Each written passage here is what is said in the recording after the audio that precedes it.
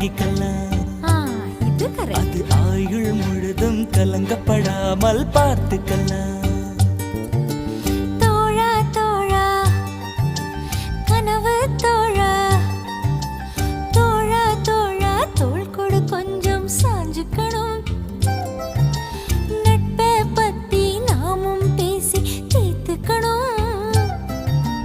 ஒன்னு நான் புரிஞ்சுக்கணும், ஒன்னொன்னா தெரிஞ்சுக்கணும்.